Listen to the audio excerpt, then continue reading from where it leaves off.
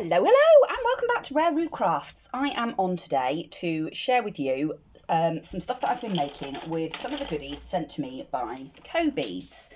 So if you watched my channel a couple of weeks ago, you'll have seen that Cobeads sent me a load of goodies to play with. In fact, they sent me so many, I've had a hard time choosing what I wanted to play with.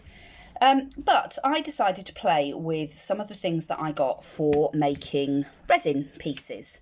So I ordered a couple of moulds to play with, and as you can see, they're covered in glitter and all sorts because I have been playing with them. And I also ordered some of the bezels. I got some of those, and I got some teardrop shaped ones as well. So that's what I've been playing with. So first of all, I will share with you what I have created so far. And then I will take you through making one of the pieces. So first of all, using some epoxy resin, this was just leftover resin from another project that I was making. I'd got a load of resin left over mixed up, so I thought, why not? I might as well grab these moulds out. They're ideal for this sort of thing because they're small, so you can use up small amounts of resin. So like I say, these are epoxy resin, so this is the resin that takes 24 hours to dry. But I have got some alcohol inks and things that I can mix with this resin. So I tried a couple of different techniques. So on some of them, so the ones that are sort of transparent, they have got alcohol ink in them. And then some of them have got this sort of opaque luster effect, and that's because I used mica powder in the resin. But you can also rub mica powder on the mould, and I think that's what I did with this one. I just coated the front of the mould with some mica powder and then poured the resin on top of the mica powder, and then when as the resin dries, it bonds to the mica powder, so you get the powder won't rub off once it's set. And then on some of them, so the silver bits on these, I'd actually added the mica powder into the resin before I poured it. And I just thought they were super cute. And you get 2 moulds in the pack, so you can make 12 sweets at a time. So even when you're making the epoxy resin like mine that takes 24 hours to cure, you still get a nice load of sweets at the end of it. So they're going to be brilliant for putting on little embellishments or on bag toppers. They're going to be fantastic for like Halloween and things like that. So I'm really, really pleased with those. I think it's a fantastic mould. Everything moulded really beautifully, and it demoulded really, really well as well. So highly, highly recommend that mould. I also ordered this little tiny mould to make little shapes.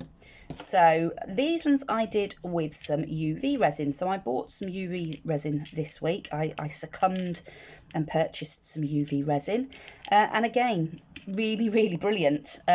This was the UV resin that I purchased. I got it from Amazon.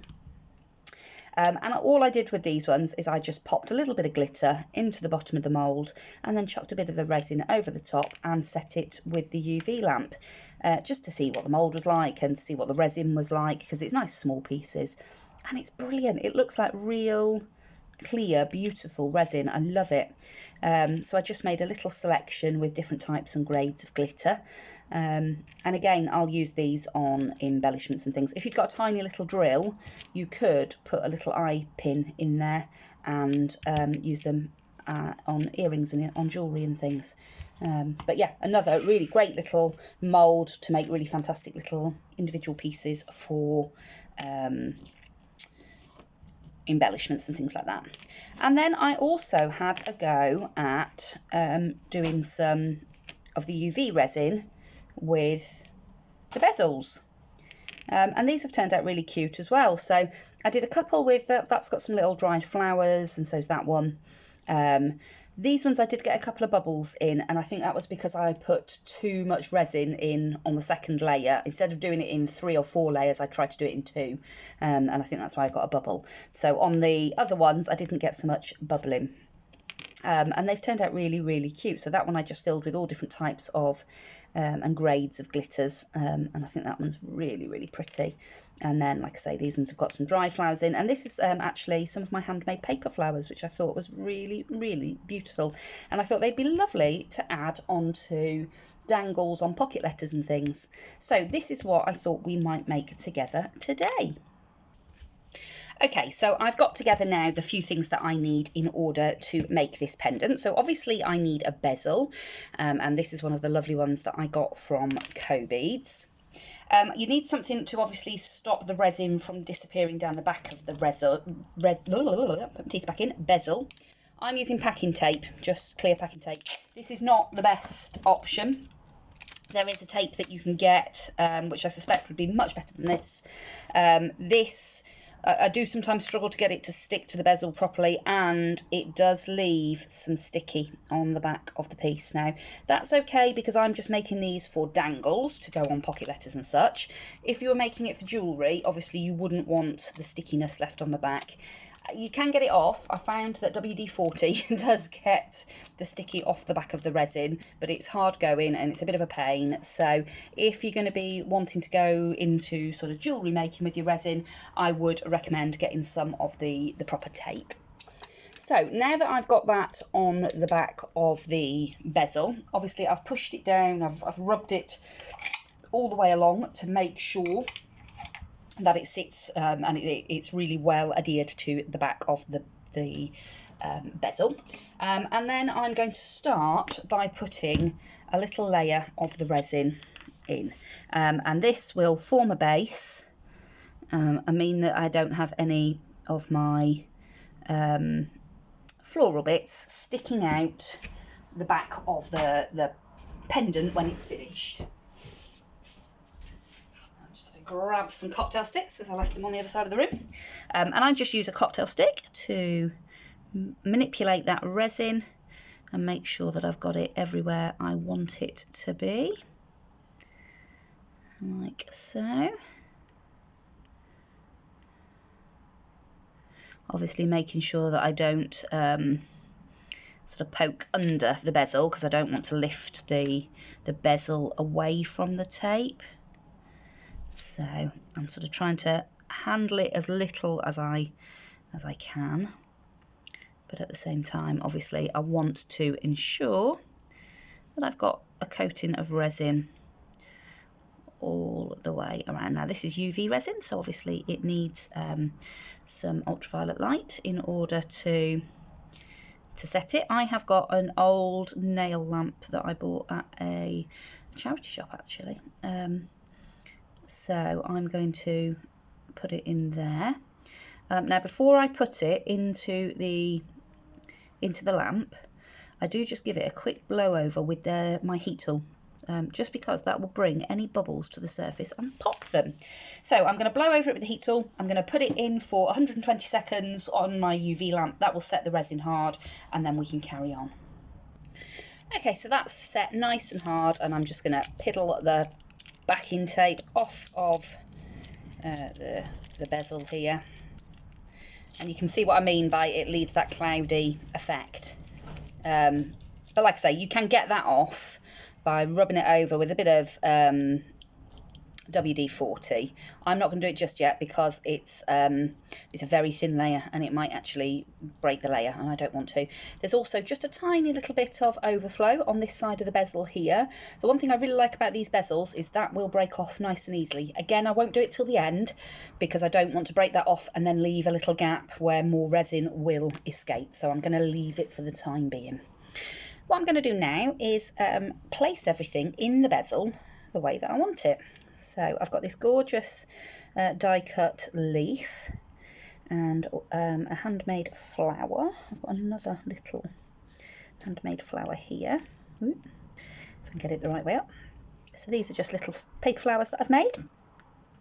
And then some more die cut leaves here. So I'm just going to pop those in like that. That might be enough. And then I've also got these sequins, and I didn't know whether they might look quite cute.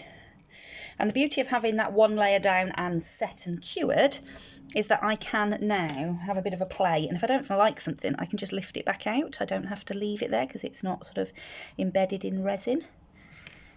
So I'm just going to drop, not loads, but just a few of these lovely iridescent sequins. And this is the beauty. This is what I've been finding so much fun with playing with resin, is that you can literally use anything you want. You can set anything, you know. You can actually dry real flowers. Some of the other ones that I've made are actually dried gypsophilia. You know, you can literally just put anything in the resin, and that is such great fun.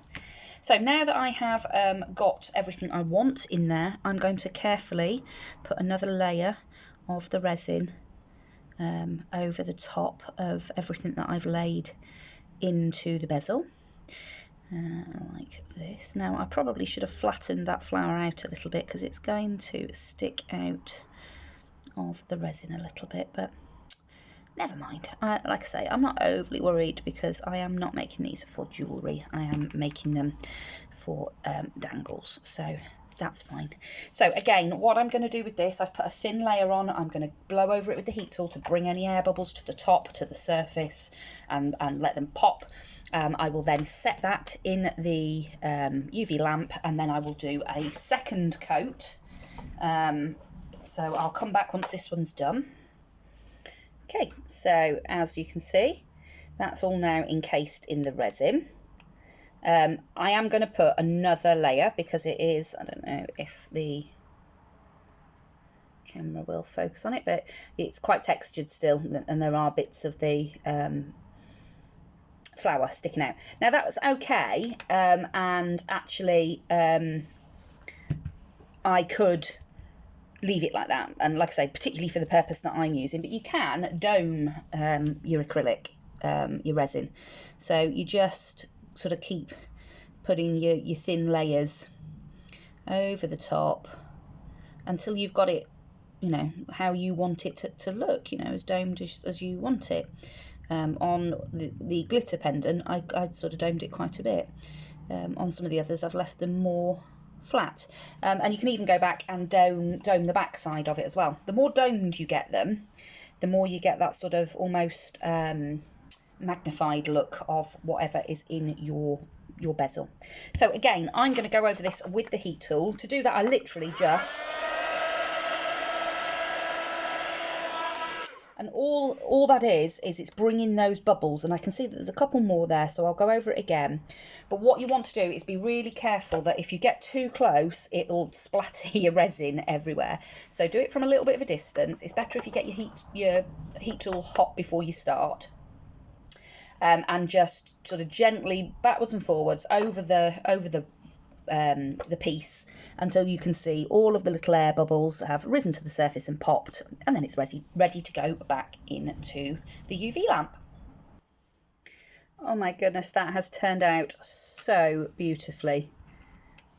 I just can't believe how beautifully this one's turned out. I think I'm actually going to turn this into a piece of jewellery because it's turned out so nicely. So I am just taking a nail file and just taking off that excess resin from the edge. Sometimes it'll just pick off if it's thin, if it's a really thin piece of the resin. If it's not, if it's a little bit thicker, then a gentle file, just with a nail file with an emery board. Just be careful. What you don't want to do is scratch the finish on your bezel. So once I've got that how I want it, I have already taken, there, I've taken some WD-40, and I've taken all the sticky off the back of this one because I like it so much.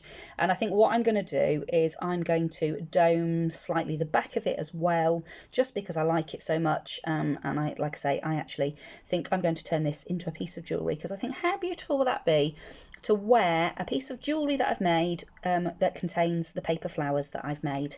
So that's my plan for this piece. I absolutely love it, and it was so easy. I really like the UV resin. This one, I think it was about £12 for the bottle.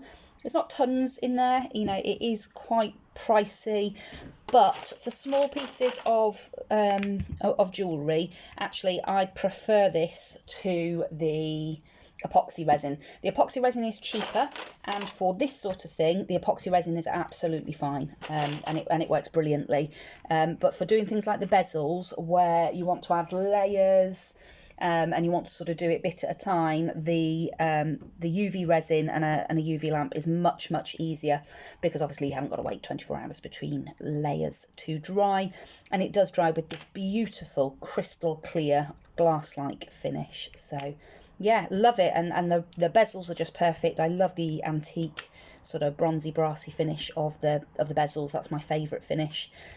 So this one is going to become a necklace, and I'm going to wear this one. In the description box below this video, you will find the links to all of the products that I have used from Cobeads. So that is all of these lovely moulds and the bezels. So yes, I'll leave the links to those and to the teardrop bezels as well. There will also be a discount code for Cobeads, so that you can get a discount if you want to place an order.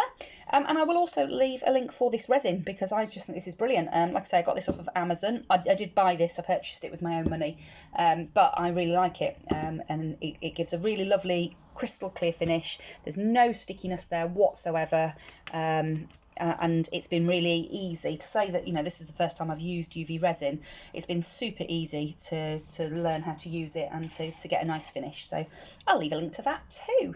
So thank you so much for watching. I hope you've enjoyed it, and if you want to see anything more in resin art, then let me know. I will speak to you all again very soon in another crafty video. Bye for now.